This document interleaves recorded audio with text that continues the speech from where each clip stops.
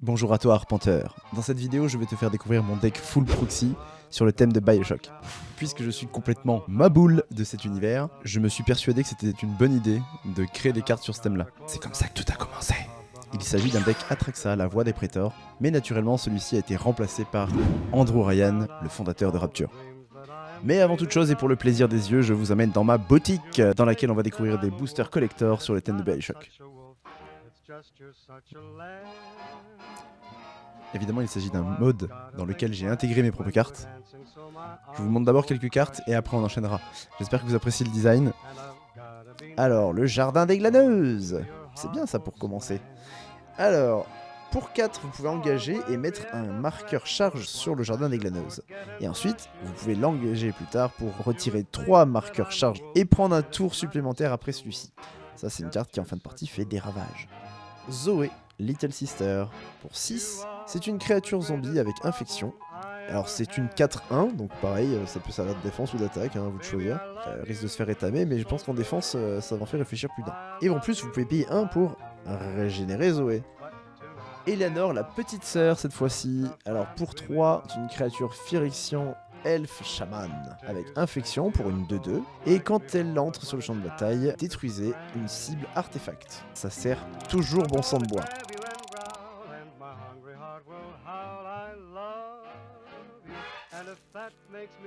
La chute du héros pour 3. Un éphémère qui permet de détruire une créature ou un planeswalker ciblé. Ah, alors ça on en parlera peut-être plus tard dans d'autres vidéos, mais c'est des cartes que j'ai créées pour d'autres decks. Patchwork Toys pour 3. Quand elle entre sur le champ de bataille, vous pouvez choisir un type de créature. Et les créatures du type choisi que vous contrôlez ont +1/+1. Et vous pouvez l'engager pour gagner un mana de n'importe quelle couleur. Sally, la petite sœur. Un Planeswalker, c'est une Vraska. Pour 0, vous piochez une carte, vous perdez un point de vie, puis vous proliférez. Et pour -2, une créature ciblée devient un trésor et perd toutes ses autres capacités. Pour -9, si un joueur a moins de 9 marqueurs poison, ajoutez-lui un nombre de marqueurs égal à la différence. Elle part avec 6 marqueurs de loyauté, donc dans un deck Atraxa c'est complètement dévastateur. J'ai déjà win plusieurs games avec. Maureen, la petite sœur, pour 2, une créature mire et artefact. Elle a infection, c'est une 1-1, et à chaque fois qu'elle devient bloquée, elle prend +2/+2 jusqu'à la fin du tour. En fait, elle bloque à 3. Encore un Planeswalker. Eleanor Lamb, la grande sœur. +1. Vous piochez une carte et au début de la prochaine étape de fin, désengagez 2 terrains. Pour -3, mettez un permanent non-terrain en 3ème position sur le dessus de la bibliothèque de son propriétaire. Pour -8, vous obtenez un emblème avec, à chaque fois que vous piochez une carte, exilez le permanent ciblé qu'un adversaire contrôle. Le balafreur invincible. Zombie assassin pour 3, contact mortel. À chaque fois que le balafreur invincible inflige des blessures de combat à un joueur, ce joueur perd la moitié de ses points de vie arrondis à l'unité supérieure. Quand le balafreur invincible meurt, s'il avait des marqueurs sur lui, renvoyez-le sur le champ de bataille engagé sous le contrôle de son propriétaire avec 2 marqueurs étourdissement sur lui. Ah, Andrew Ryan, le superviseur. Créature légendaire pour 4. Vol, vigilance, toxique 2. Corrompu, au début de votre étape de fin, chaque adversaire qui a au moins 3 marqueurs poison exile la carte du dessus de sa bibliothèque face cachée. Vous pouvez regarder et jouer ces cartes tant qu'elles restent exilées. Et vous pouvez dépenser du mana comme s'il s'agissait de mana de n'importe quelle couleur pour lancer ses sorts. Dark Eleanor, donc là c'est Eleanor la sombre. Pour 4, elle a infection et au début de votre entretien, vous gagnez un marqueur poison. Donc ça effectivement c'est pas ouf, mais ça reste une 4-5 qui peut faire de gros dégâts assez rapidement, les gens vont vouloir la contrôler assez vite. Donc en vrai, c'est pas grave si on prend quelques marqueurs poison dans la foulée. Il y a peu de chances qu'en face on ait des gens qui prolifèrent, donc tout va bien. Tammy, Little Sister, elle a infection, et à chaque fois qu'une source devait infliger des blessures de combat à Tammy, le contrôleur de cette source prend un marqueur poison, une 2-5, donc excellente défense aussi. Ah, évolution sage. À chaque fois qu'un terrain entre sur le champ de bataille, sous votre contrôle, vous proliférez. C'est quand même une très bonne carte, et qui pour une 3-2, donc c'est pareil en début de partie, pour 3, c'est correct. Ça non plus. Le décret de Lamb. C'est un enchantement qui dit que à chaque fois qu'une ou plusieurs créatures vous infligent des dégâts de combat, ce joueur prend un marqueur poison. Et à chaque fois qu'un joueur attaque, si un ou plusieurs joueurs ont été attaqués, sont empoisonnés, ce joueur attaquant pioche une carte. Aérodash, Chaque opposant prend un marqueur poison et chaque créature que ton adversaire contrôle gagne -1/-1 jusqu'à la fin du tour pour chaque poison compteur que son contrôleur a. Crawler Splicer, donc c'est les plafonniers en fait. Et eux du coup, qu'est-ce qu'ils nous racontent? Il a vol et initiative. À chaque fois qu'un commandant que je contrôle entre sur le champ de bataille ou attaque, je prolifère. C'est une très bonne carte à avoir sur le board, surtout quand ton commandant sait Atraxa. Mindy, petite sœur, pour 4. Elle a vol, infection, c'est une 1-4. Et pour 4 encore, vous pouvez proliférer. Ça sert toujours en cas de pénurie de commandant par exemple. Ah, le plasmide, qu'est-ce qu'il nous fait? La créature équipée a +2/+2 et a protection contre le blanc et le bleu. A chaque fois que la créature équipée inflige des blessures de combat à un joueur, vous mettez un marqueur +1/+1 sur la créature que vous contrôlez, puis vous proliférez.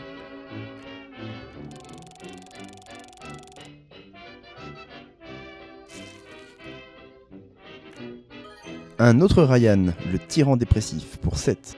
Créature légendaire 5/5, à chaque fois que vous lancez un sort d'artefact, d'éphémère ou de rituel, copiez ce sort, vous pouvez choisir de nouvelles cibles pour cette copie. Cette capacité ne se déclenche qu'une seule fois par tour. À chaque fois qu'un adversaire lance un sort d'artefact, d'éphémère ou de rituel, contrecarrez ce sort. Cette capacité ne se déclenche qu'une seule fois par tour. Ah, enfin! Alors, chaque opposant sacrifie une créature ou un planeswalker et prend un marqueur poison. Et bah pour 3, ça fait toujours le taf quand on n'arrive pas, par exemple, à taper l'adversaire, qu'on est en début, ils ont déjà une trop bonne défense et qu'on n'arrive pas à passer avec nos infections. Et bah c'est pas grave, on met ça et on prolifère en douce. Masha, Little Sister, pour 4. Créature légendaire, humain et guerrière. Quand Masha entre sur le champ de bataille, vous pouvez payer 3. Si vous le faites, vous proliférez 2 fois. Et quand vous proliférez, vous piochez une carte. Oh, quel plaisir ça aussi. Avec le commandant. Oh, aucune pitié. Pour 4. Un enchantement qui dit, à chaque fois qu'une créature vous inflige des blessures de combat, détruisez-la. Ça sert toujours. On a vu quelques cartes là déjà. Moi je les trouve intéressantes, mais j'ignore ce que vous en pensez vous, et notamment des designs, j'espère que ça vous plaît. En tout cas vous n'avez pas encore tout vu. Ah, les disparitions irrésolues. Pour 2, c'est une créature Phyrexian humain clair, et c'est une 3/1. À chaque fois qu'un autre créature non token entre sur le champ de bataille sous votre contrôle, vous proliférez. C'est trop bien. La nuée d'insectes. C'est une créature légendaire, Phyrexian insecte, et elle a menace et toxique 1. Donc ne peut être bloquée que par 2 créatures en plus, et c'est une 5/5. Et à chaque fois que la nuée d'insectes entre sur le champ de bataille, vous créez 3 incolores Phyrexian mythe, créature artefact jeton, avec toxique 1, et cette créature ne peut pas bloquer. Et la nuée d'insectes prend +1/+1 pour chaque marqueur poison que vos adversaires ont. Donc c'est une créature qui est démentielle en fin de partie, c'est génial. Amy, Little Sister, pour 6, infection, 3/4. Et elle peut faire en sorte qu'elle assigne des dommages de combat comme si elle n'avait pas été bloquée. Donc elle peut être bloquée, mais elle inflige quand même les dommages de combat. Ça c'est assez énorme, surtout quand t'as infection. Annoying Surveillance, donc c'est une étude heuristique, cherchez pas plus loin. À chaque fois qu'un opposant lance un sort, vous pouvez piocher une carte à moins que ce joueur ne paye 1. Arcane Signet, ajoutez une mana de n'importe quelle couleur de votre commandant. Arrogant Slicer, créature horreur, infection pour 5/5, il coûte 6 et le Crozum arrogant ne peut attaquer à moins que le joueur défenseur soit empoisonné. Bon, ça fait quand même une défense de 5/5 qui a infection, hein, c'est pas rien. Astral Cornucopia, elle entre sur le champ de bataille avec X charge compteur sur elle et vous pouvez l'engager pour gagner X couleurs de mana de votre choix, X étant égal au nombre de compteurs charge que vous avez sur cette carte. Atomize, une éphémère, détruisez une cible non-land permanent, puis proliférez. Barbara Johnson, pour 3, créature enchantement, nymphe dryade, vous pouvez jouer un terrain supplémentaire pendant chacun de vos tours, et les terrains que vous contrôlez ont tous les types basiques de terrain, en plus de leurs autres types. Donc en gros, si vous manque des couleurs, vous les avez. La bâtisphère. La bâtisphère entre sur le champ de bataille engagé. Quand la bâtisphère entre, vous proliférez, et vous pouvez engager la bâtisphère pour ajouter un mana de la couleur de votre choix. Également, vous pouvez engager la bâtisphère pour gagner 3 couleurs de mana de votre choix, seulement si un adversaire a 3 compteurs poison ou plus. Become More Than Man. Alors celle-là, elle devrait pas être dans ce deck normalement, mais je l'aime bien. Au début de votre étape de combat, pendant votre tour, vous pouvez mettre un compteur +1/+1 sur une cible créature que vous contrôlez. Et au niveau 2, les permanents que vous contrôlez avec des compteurs ont une parade 1. Et niveau 3, si vous devez mettre un ou plusieurs compteurs sur un permanent ou un joueur, mettez le double de ces compteurs à la place. Et ça c'est monstrueux. Le Big Daddy pour 7. Une créature légendaire, mutant et guerrière, qui a piétinement, et le Big Daddy est indestructible aussi longtemps qu'il a attaqué ce tour-ci. Donc en fait, il est indestructible pendant votre seconde phase principale. À chaque fois que le Big Daddy entre ou attaque, il prolifère 2 fois, et ça c'est pas mal aussi. Un autre Big Daddy, pour 7. Une créature Phyrexian dinosaure, c'est un 8-8, et il ne peut être contré. Il a piétinement, parade 4 et célérité. Et aussi toxique 4. Il touche, il met 4 marqueurs poison. Direct. La grande sœur. Elle a toxique 6. C'est-à-dire elle te touche, elle te met 6 toxiques dans les dents. C'est absolument monstrueux une carte comme ça. Elle ne peut être bloquée que par des créatures avec un pouvoir de 2 ou moins. Autant dire qu'elle atomise absolument tout. Il suffit que tu trouves un artefact pour lui mettre piétinement, c'est terminé. Les bots Little Sister Hatchery, donc c'est l'usine de fabrication de Little Sister. À chaque fois qu'elle entre sur le champ de bataille, vous créez 2 créatures 3-3 vertes Phyrexian bêtes, jetons avec toxique 1. Et au début de votre entretien, si un opposant a 3 compteurs poison ou plus, vous pouvez choisir une créature que vous contrôlez et piocher une carte égale à sa valeur de toxicité. Donc en gros, si elle a toxique 1, vous piochez une carte. Si elle a toxique 6, vous piochez 6 cartes. Excellent. Bouncer Protector pour 6. Créature Phyrexian Insect Horreur qui a infection, c'est une 4-4. Et au début de votre entretien, vous créez une créature 1-1 verte Phyrexian Insect avec infection pour chaque poison compteur que vos opposants ont. C'est-à-dire chaque adversaire, vous prenez tous les marqueurs poison qu'ils ont et vous faites autant de créatures Phyrexian avec infection que vos adversaires sont affectés. C'est merveilleux cette carte. Bright Eleanor. Eleanor illuminée. Éclairée, voilà. Donc pour 3, c'est un clair. Elle a vigilance, infection, et c'est une 1-4. Petite carte pour commencer, pépouze, tranquille. Ça fait une très bonne défense aussi, vous noterez. Bring the Ending. Pour 2, donc c'est un contre en éphémère. Quand un joueur joue une carte, vous pouvez contrer ce sort, à moins qu'il ne paye 2. Vous pouvez contrer ce sort à la place s'il a plus de 3 poisons. Le sort est contré d'office. Broker Ascendancy, ça c'est énorme. Pour 3, au début de votre étape de fin, vous mettez un compteur +1/+1 sur chaque créature que vous contrôlez ou un marqueur loyauté sur chaque Planeswalker que vous contrôlez. La Brute Splicer, pour 4, Flash. À chaque fois qu'une créature que vous contrôlez inflige des dommages à un joueur, vous piochez une carte. Et la vraie carte, elle s'appelle Enduring Curiosity, preuve qu'elle n'est pas très bien faite. À chaque fois que Enduring Curiosity meurt, si c'était une créature, elle retourne sur le champ de bataille sous le contrôle de son propriétaire et ça devient un enchantement. Donc on conserve son effet et ça reste une 4-3, c'est pas rien. Building Paradise, un enchantement qui fait que si un ou plusieurs jetons devaient être mis sur le champ de bataille, doublez ce nombre de jetons à la place. Et si un compteur +1/+1 devait être mis sur une créature, doublez le nombre de compteurs +1/+1 qui devaient être mis sur cette créature. L'enfant de Rapture, créature ange, avec vol, lien de vie. Et à chaque fois que vous gagnez des points de vie, vous mettez un marqueur +1/+1 sur chaque créature que vous contrôlez. Une petite chromatique lanterne, parce que ça sert toujours. Tous les terrains que vous contrôlez ont ajouté un mana de n'importe quelle couleur. Et avec cette carte, vous pouvez aussi ajouter un mana de n'importe quelle couleur. Sandy, The Little Sister. C'est un zombie, 3-2, infection. Pour 4, c'est un peu cher payé, mais elle fait que toutes les autres créatures que vous contrôlez avec infection prennent +1/+1. Et ça, là, ça change un peu la donne. À chaque fois que vous lancez une créature avec infection, le joueur ciblé prend un marqueur poison. En fait, ouais, non, c'est une carte monstrueuse. Pour 4, c'est presque trop, finalement. Très bonne carte. The Circus of Value. À chaque fois qu'un adversaire pioche une carte, ce joueur doit payer 2. Si ce joueur ne le fait pas, vous créez un jeton trésor. Et ça, c'est toujours bon d'avoir des trésors. The Cohen Masterpieces, la grande œuvre de Cohen, cette magnifique chanson qui nous traumatise depuis des années. Pour 6, bon, alors la carte s'appelle Contagion Engine, parce que c'est encore là. Faut savoir que ce sont des anciennes cartes que j'ai fait donc début 2025, parce que je commençais à peine à créer mes proxys. Et du coup, effectivement, il y a des petites erreurs. À chaque fois que Contagion Engine entre sur le champ de bataille, vous mettez un marqueur -1/-1 sur chaque créature que un joueur ciblé contrôle. Pour 4, vous pouvez l'engager et proliférer, puis proliférer une deuxième fois. Monstrueuse 4 pour terminer une partie. Une Command Tower, la tour de commandement. Ajoutez un mana de l'identité couleur de votre commandant. The Contaminant Grafter. Donc pour... J'adore mon accent anglais qui fait ça. Genre je parle bien mais en fait pas du tout. Du coup cette carte, pour 5, créature Phyrexian druide, piétinement, toxique 1. À chaque fois que un ou plusieurs créatures que vous contrôlez font des dommages à un joueur, un ou plusieurs, vous proliférez. Elle a corruption, donc au début de votre étape de fin, si un opposant avait 3 marqueurs poison ou plus, vous piochez une carte, et vous pouvez mettre une carte terrain de votre main sur le champ de bataille. Et c'est une 5-5. Un plan contentieux. Alors pour 2, vous pouvez proliférer et piocher une carte. Et ben ça aussi, c'est toujours bon à prendre. Les oligarques corrompus. Pour 5, c'est un éphémère qui permet de choisir les 3 options, et vous pouvez choisir plusieurs fois la même option.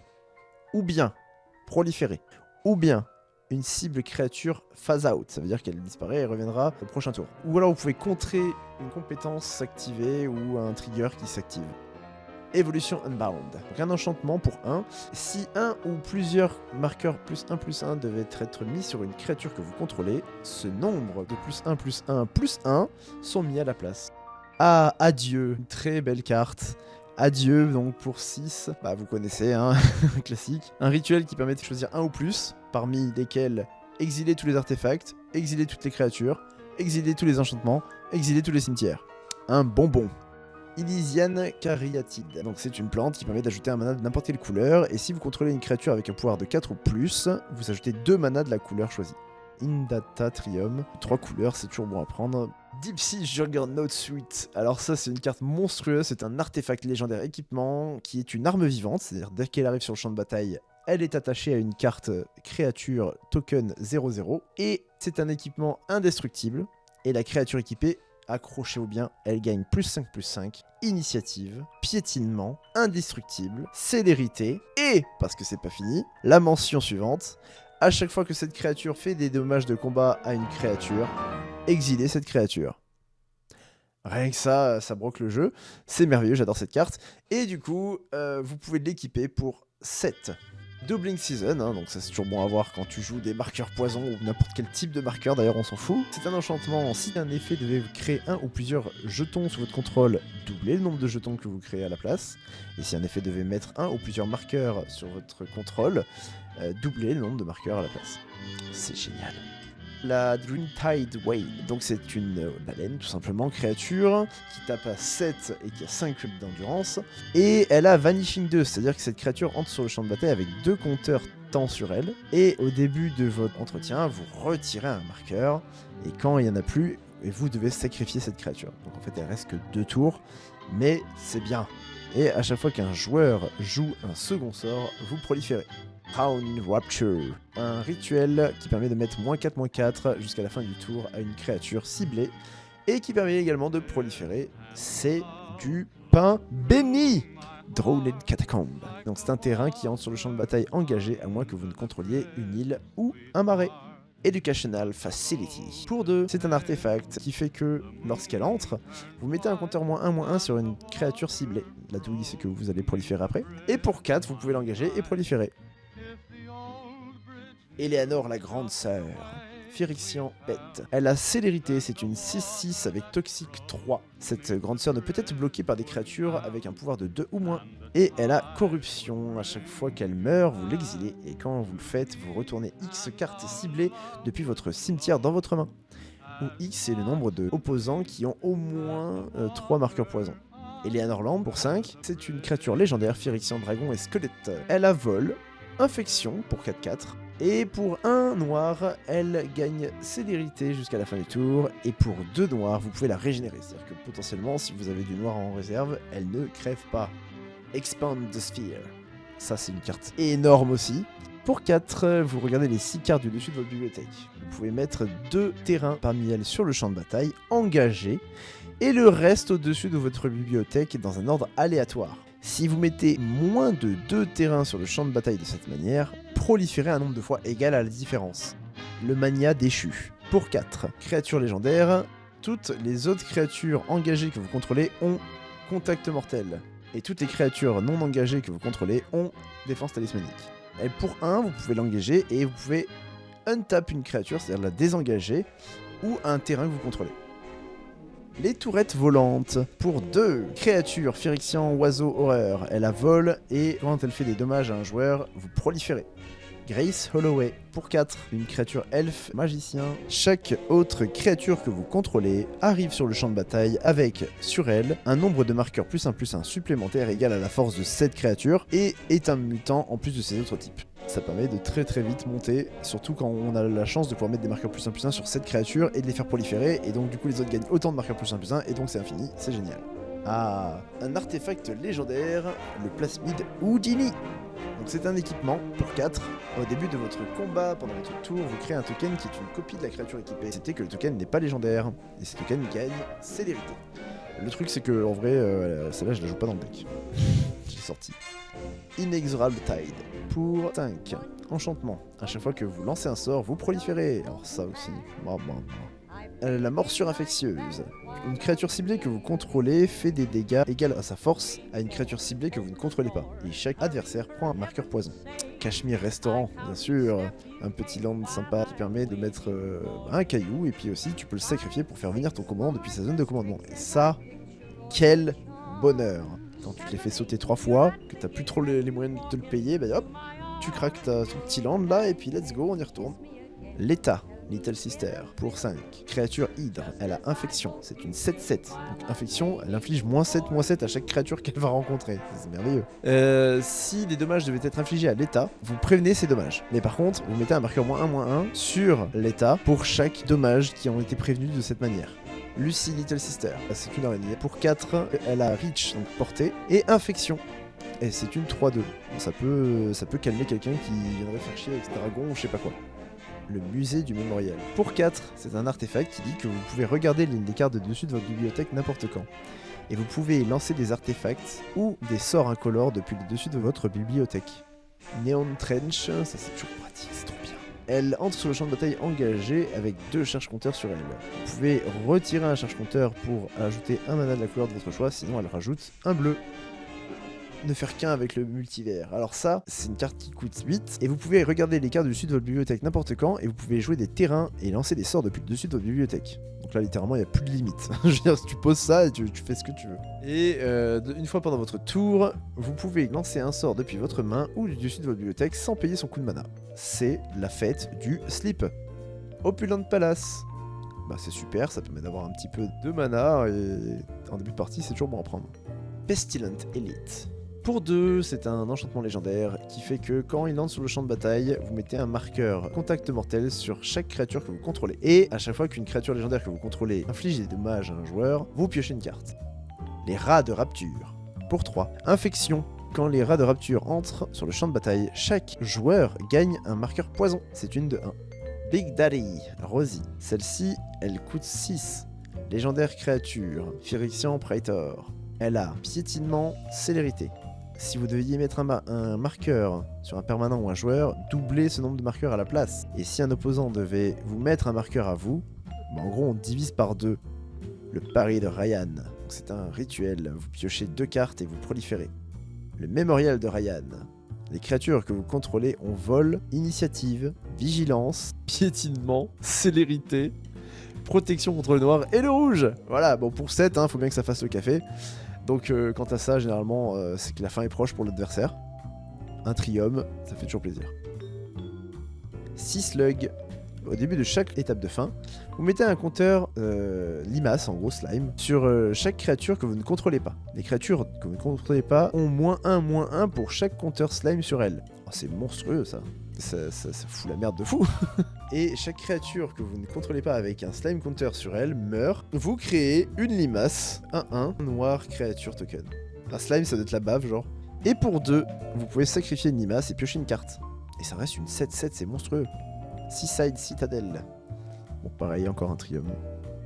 Simon Wells, le grand prêtre de rapture. Créature, Phyrexian, zombie et clair, ça lui va bien. Pour 4, il a Toxic 2. C'est un 1/5, et à chaque fois qu'une créature que vous contrôlez avec Toxic inflige des blessures de combat à un joueur, ce joueur prend un poison supplémentaire. Donc en fait, c'est plus 2, c'est 3. Et pour 3, une cible créature que vous contrôlez avec Toxic gagne contact mortel jusqu'à la fin du tour. Sneaky Splicer. Le chromosome sournois à piétinement toxique 1. Et à chaque fois que le chromosome discret inflige des blessures à un joueur, vous proliférez. Et c'est une 4-4 avec piétinement. Donc ça, début de partie, pour 3, c'est très très fort. Toxic 2 pour le Spider Splicer. Elle coûte que 3, c'est énorme, elle a Toxic 2. Et à chaque fois que du coup Bloodroot a poké au petit Kerry, bon ouais voilà. Quand il entre sur le champ de bataille, vous et un adversaire ciblé créez un jeton trésor. À chaque fois qu'un adversaire sacrifie un non-créature jeton, donc un trésor du coup, ce joueur gagne 2 marqueurs poison. C'est trop fort. Statufied Splicer. Pour 2 créatures artefacts Myr qui a infection, c'est une 1-1 et elle permet d'ajouter un mana incolore. Statufied Splicer, encore un? Ah mais c'est pas le même. Ah, c'est vrai ils sont plusieurs, il y a un S. Du coup celui-ci, il coûte 2. Ce sont des Phyrexians insectes horreur, ils volent et ils ont infection, ce sont des 1-1. Pareil, excellent début de partie quoi. Tara, petite sœur, pour 3. Elle a initiative, protection contre le rouge et le blanc, et infection, c'est une de 2. Zombie chevalier. Le bastion de Tenenbaum.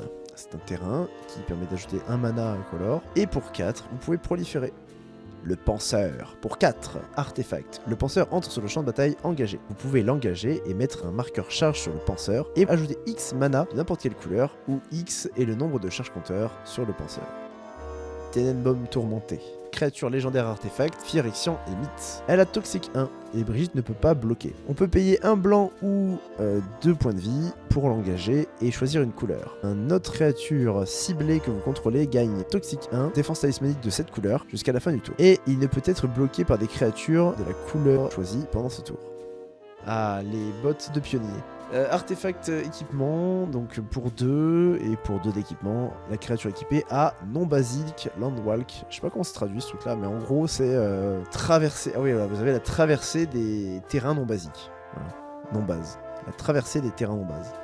Trevas Ruin, c'est un repère en plus de ses autres types de terrains. Et quand elle entre sur le champ de bataille, vous devez sacrifier à moins que vous ne retourniez un non-repère terrain que vous contrôlez dans la main de son propriétaire. Trouble in Pairs. Si un opposant devait commencer un tour supplémentaire, ce joueur saute les étapes de ce tour à la place. Et à chaque fois qu'un adversaire vous attaque avec 2 ou plus créatures, ou pioche sa seconde carte chaque tour, ou joue son second sort chaque tour, vous piochez une carte.